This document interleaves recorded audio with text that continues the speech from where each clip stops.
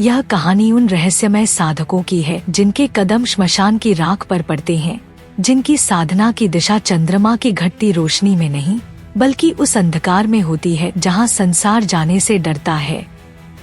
कमफाटा योगी, अघोरी और श्मशान साधक, ये तीन नाम केवल तंत्र के अभ्यासियों के नहीं बल्कि मानव चेतना की उन सीमाओं के प्रतीक हैं जहां साधना भौतिकता से परे जाकर दिव्यता को छूती है। बहुत से लोग इन साधकों को केवल भय, तांत्रिक क्रियाओं और अपशकुनों से जोड़ते हैं, परंतु सच्चाई इससे कहीं अधिक गहरी, आध्यात्मिक और मनोवैज्ञानिक है। कमफाटा योगियों की परंपरा की जड़ें नाथ संप्रदाय में है। यह वही मार्ग है जिसे भगवान आदिनाथ शिव ने मत्स्येंद्रनाथ और गोरखनाथ को दिया था। कमफाटा का अर्थ है कान फाड़ने वाला, क्योंकि इन योगियों के कानों में विशेष छेद कर एक प्रतीकात्मक दीक्षा दी जाती है जो यह दर्शाता है कि अब साधक सांसारिक शोर नहीं, केवल दिव्य नाद को सुनेगा।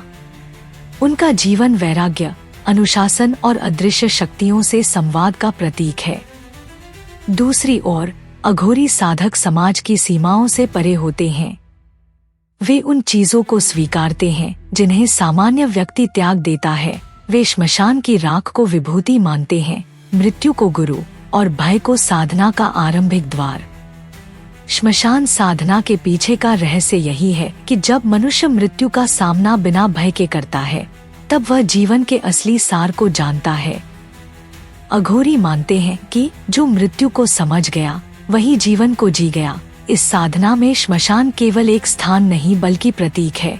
यह उस स्थिति का प्रतिनिधित्व करता है जहां साधक अपने भीतर के अहंकार, आसक्ति और भय को जलाता है। जब वह राख लगाता है तो वह यह नहीं कह रहा कि वह अंधकार का प्रतीक है, बल्कि यह कह रहा है कि वह स्वयं को संसार की अस्थायीता से मुक्त कर चुका है।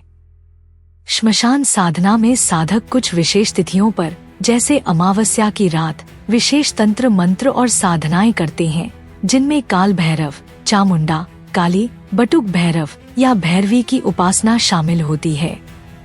इन मंत्रों की ध्वनि और शक्ति साधक के भीतर की चेतना को झकझोर देती है, जिससे वह अपने अस्तित्व की गहराई में उतरता है। कई साधक बताते हैं कि प्रारंभिक दिनों में श्मशान साधना के दौरान उन्हें भूत प्रेत, छायाएं या अलौकिक अनुभव होते हैं, परंतु वास्तविकता में यह साधक के अपने मन की परतों का खुलना होता है। भय, अपराध बोध और असुरक्षा जब मन से निकलने लगती है तो साधक को ऐसा प्रतीत होता है कि कोई बाहरी शक्ति उसे परख रही है। कमफाटा योगी और अघोरी दोनों इस अवस्था को मन की मृत्यु कहते हैं। जब तक मन मरता नहीं, साधक आत्मा के स्तर पर नहीं पहुंच सकता।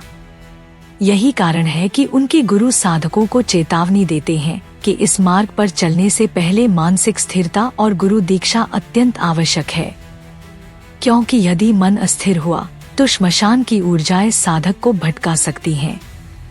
कमफाटा योगियों की साधना ध्यान, प्राणायाम और नादयोग पर केंद्रित होती है। वे अपने भीतर के स्वरूप को पहचानने की दिशा में बढ़ते हैं। शून्य में प्रवेश उनका लक्ष्य होता है। वहीं अघोरी साधक पूर्णता की खोज में हैं। वे जीवन और मृत्यु, पवित्रता और अपवित्रता, शुभ और अशुभ के बीच कोई भेद नहीं मानते। उनका तंत्र कहता है सब शिव है। इसी दृष्टिकोण के कारण वे हर अनुभव को स्वीकारते हैं, चाहे वह कितना भी भयावह क्यों न हो।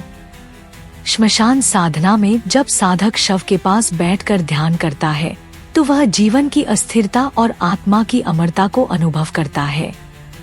वह देखता है कि शरीर मिट जाता है परंतु चेतना नहीं। यही अनुभव उसे जन्म मरण के चक्र से मुक्त करता है। परंतु इस मार्ग में खतरे भी कम नहीं हैं। बिना गुरु के श्मशान साधना करना मानसिक अस्थिरता, भ्रम और नकारात्मक ऊर्जा के आघात का कारण बन सकता है। कई घटनाओं में साधक ने यह अनुभव किया कि साधना के दौरान उसे अदृश्य उपस्थिति महसूस हुई, आवाजें सुनाई दी या शरीर में तीव्र कंपन हुआ। यह साधक के भीतर के भय और ऊर्जा का मिलन है। यदि साधक मन से दृढ़ नहीं तो यह शक्ति उसे अभिभूत कर सकती है। इसलिए गुरु पहले कवच साधना और भैरव रक्षा स्तोत्र करवाते हैं ताकि साधक की ऊर्जा सुरक्षित रहे। कम्फाटा योगी कहते हैं कि श्मशान साधना का उद्देश्य भूत प्रेतों से शक्ति लेना नहीं, बल्कि अपने भीतर की दिव्यता को जागृत करना है। श्मशान बाहर नहीं, भीतर है।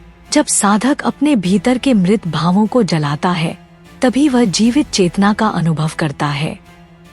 कई प्राचीन ग्रंथ जैसे रुद्रयामल तंत्र, कौलवल्ली और महानिर्वाण तंत्र बताते हैं कि जो साधक श्मशान साधना में निडर होकर बैठ सकता है, वह किसी भी भय से परे हो जाता है।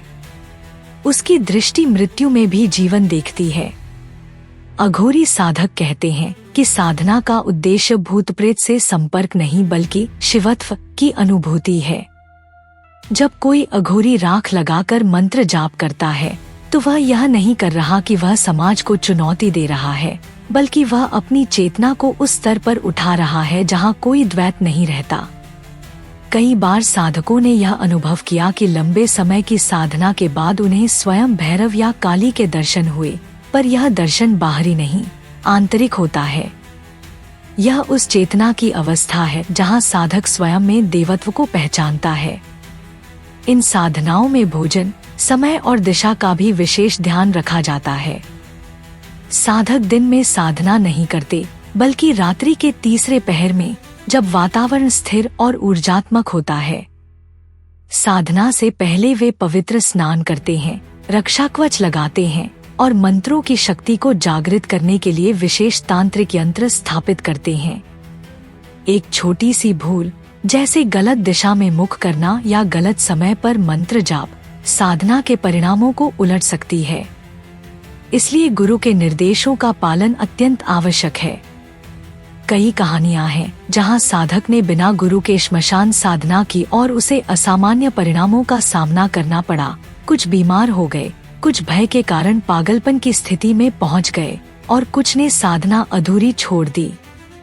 वहीं जिन साधकों ने गुरु के मार्गदर्शन में साधना की, उन्होंने अनुभव किया कि उनके भीतर अद्भुत स्थिरता, निर्भयता और शक्ति का उदय हुआ।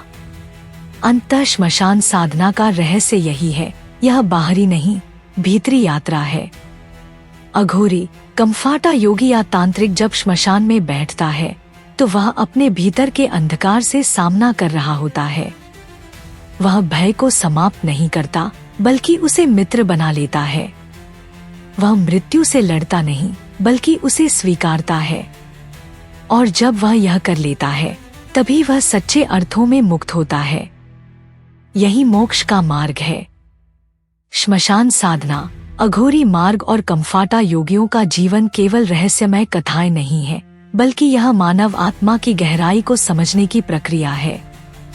यह हमें यह सिखाता है कि जब तक हम अपने भीतर के भय, द्वंद्व और अंधकार से नहीं जूझते, तब तक हम प्रकाश को नहीं पहचान सकते। यह साधना केवल बहादुरी का नहीं, बल्कि पूर्ण समर्पण का मार्ग है, जहां साधक मैं से हम और हम से वह बन जाता है।